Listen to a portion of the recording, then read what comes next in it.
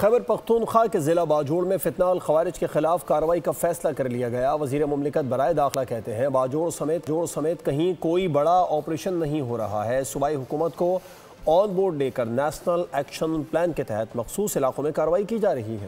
فتنہ الخوارج کی شامت آ گئی، بڑی کارروائی کا فیصلہ۔ سرکاری ذرائع کے مطابق ضلع باجوڑ میں شدت پسندوں کے ساتھ ہونے والا جرگہ ناکام رہا، جس کے بعد باجوڑ اور خیبر میں دہشت گردوں کے خلاف کارروائی کا فیصلہ کیا گیا۔ قبائلی عمائدین کے جرگے نے فتنہ الخوارج سے علاقہ چھوڑنے سمیت 3 مطالبات رکھے، تاہم فتنہ الخوارج نے علاقہ چھوڑنے سے انکار کر دیا۔ باجوڑ کی تحصیل ماموند کے 2 علاقوں میں تقریباً 300 دہشت گرد موجود ہیں، جبکہ خیبر اور باجوڑ میں موجود دہشت گردوں میں 80% سے زائد افغان شہری ہیں۔ وزیر مملکت برائے داخلہ کہتے ہیں باجوڑ سمیت کہیں کوئی بڑا آپریشن نہیں ہو رہا۔ کسی قسم کا کوئی نیا آپریشن نہیں ہو رہا، لیکن پرانا نیشنل ایکشن پلان کے کائنیٹک اور نان کائنیٹک دونوں حصوں پر عمل جاری رہے گا۔ صوبائی حکومت کو آن بورڈ لے کر نیشنل ایکشن پلان کے تحت مخصوص علاقوں میں کارروائی کی جا رہی ہے۔